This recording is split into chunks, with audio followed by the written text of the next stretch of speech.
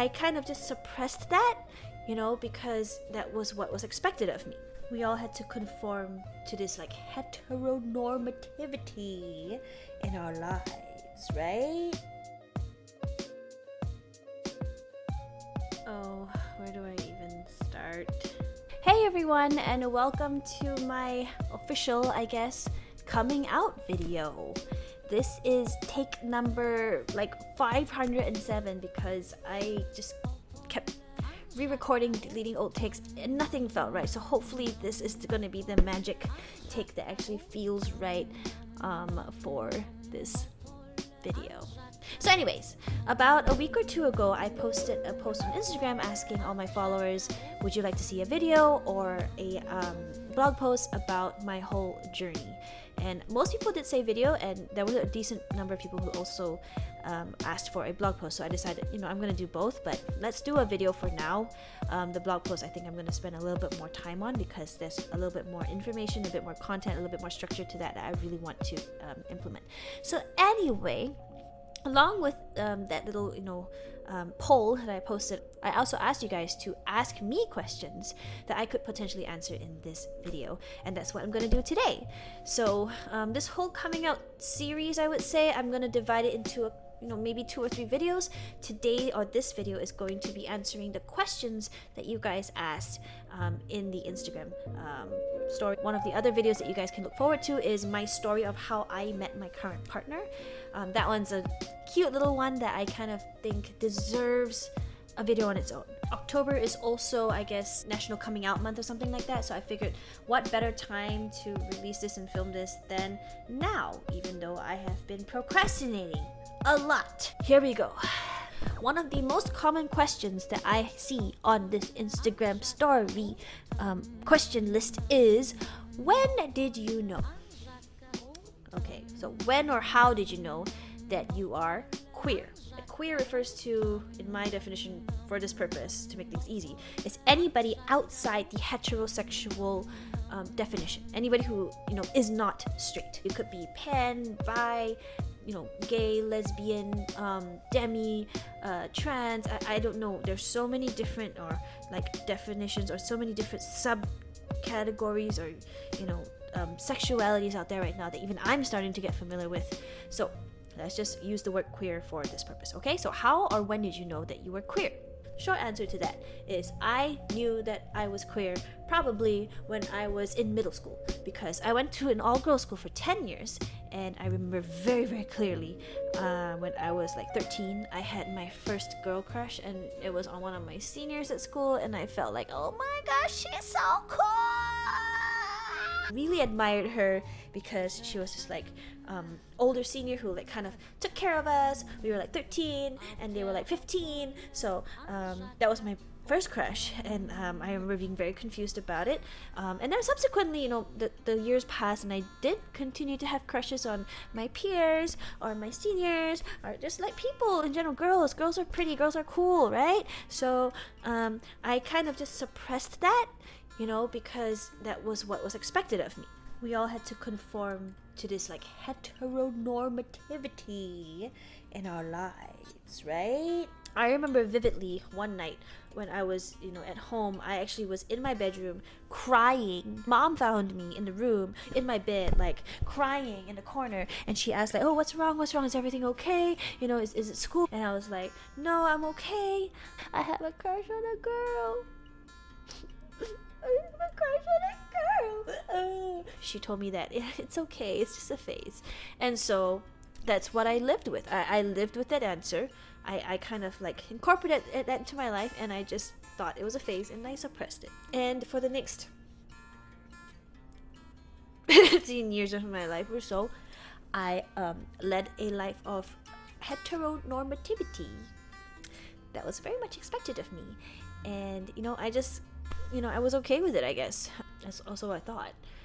And don't get me wrong, I've had wonderful relationships with men, although I must say sometimes I would get really frustrated with men. Every relationship has its ups and downs, but when I met Bev, my whole world changed. Literally, my whole world changed. I was like, Where have you been all my life? And that was when I knew. So I guess the long story short was, I knew when I was a kid that I was queer, but kind of just like left it at that and didn't pursue it. I left it alone, suppressed the feelings, and then eventually at the ripe old age of 29 did I actually meet Bev and realize that I'm in love with this person. So one of the questions here was, how did you actually know? Because I find myself noticing girls sometimes and I get confused. My short answer to that was, girl, maybe you queer, and that's okay. You know, if you notice girls and you get confused, that's totally normal. I mean, if you see a very attractive individual, regardless of their gender, you're gonna feel something, right? And if you get confused, it's fine, because you know you're just trying to deal or process those emotions. I always tell people this, that my current partner, yes, biologically she is a female, but she could be a biological male, and if we shared the same connection, there's no difference. We still would have ended up together. Next question. How do you know if you're gay versus bi? Ooh. Can you be gay but also sexually desire men? Yes. And I think that just boils down to biological needs and Mother Nature being like, hey, you need to procreate. So yes, like you may be drawn to and want to be with this this particular person, but at the same time you need to procreate, and that's why you feel an attraction to someone of the opposite gender, because you know you can procreate, right? I am guilty of you know, every once in a while I'll go on the internet and like, you know, watch certain types of videos, and you know, the videos that I watch are very diverse. I do not discriminate. You know what I'm talking about? Yeah? And how do you know if you are gay versus bi?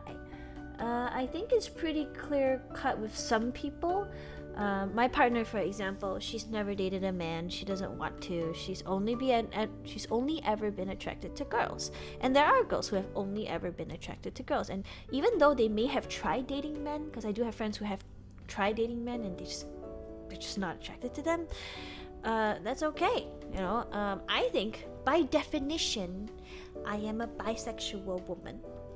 But I like to call myself not a lesbian, but a bebsbian. Bev is the name of my partner. Ha ha ha ha ha ha. The line is kind of blurry when it comes to being queer. I think, in my opinion, that you know, you just love who you love, bro. Yeah. Here's another question I got. Do you think being from an all-girls school made it easier to accept the change in yourself? Yes, I think. The girls' school that I went to, I feel, was very empowering. I have never felt the need to rely on anyone else, a man, a woman, or anything, other than myself. That's a good question, because I've never actually been in a co-ed school. The only time I was in a co-ed setting would be in the last 2 years of high school by US definition, and obviously, you know, JC, junior college in Singapore. Prior to that, and like somewhat related to this topic, my all-girls school was organizing an event with an all-boys school, and we were all like 15 or 16 at that time, and then we were paired up together to work with boys from the other school, and I fell in love with the guy that I was paired up with. I've never felt the need to rely on a man or another woman, for the matter. Like, yes, it would be nice if my partner could provide, but you know, at the same time, I don't need that. And so that's why, like, it's the same thing when it comes to the change within myself. I don't need someone else to accept me for the way I am. I'm just gonna accept myself. I'm an independent woman. Next question.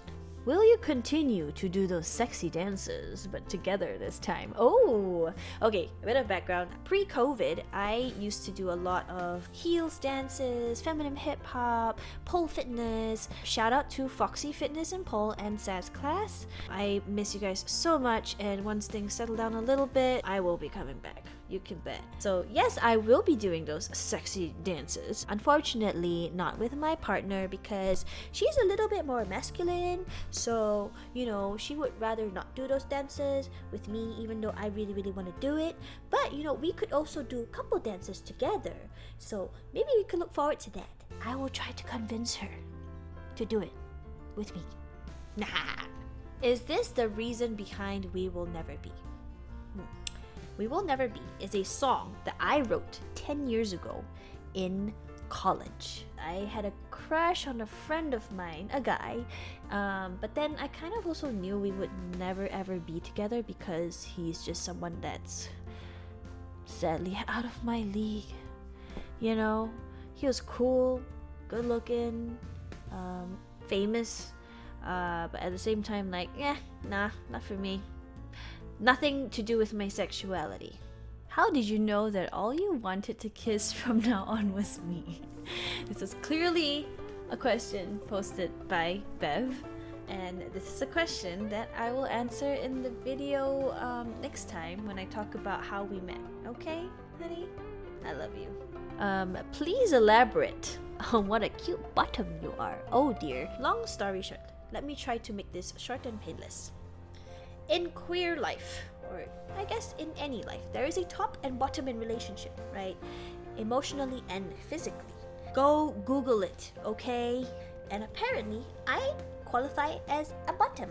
So, I'm totally fine with that. Thank you for the question. I don't know how to elaborate on what a cute bottom I am.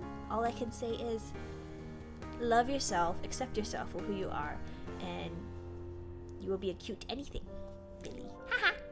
And the remaining questions, I guess, were not questions, but everyone else who commented said that they're really glad that I found happiness, and I thank you guys so much for that. I appreciate the kind words and the well wishes because it is an incredibly scary process to be this vulnerable. And I appreciate you guys taking the time to listen to my story, and I really hope that this will help us all grow as a society, as a community, as a human race, because there are moments like this where I feel uncomfortable topics or topics that are new to us are often left undiscussed, and the lack of resolution, the lack of communication, and the lack of dialogue really doesn't help us get anywhere, right? So I'm really happy that you guys have wished me all the happiness. I wish you all the happiness in the world. And if you are watching this, if you have a question for me regarding anything at all, it could be even completely unrelated to this, right? It could be about life. Please shoot me a message. I think there needs to be a lot more love going around in the world right now, and I would love to be a part of that, I guess. I don't know how to end this video. Stay tuned, I guess, for the next one, in which I will discuss how Bev and I actually met. Take care, guys. Good luck.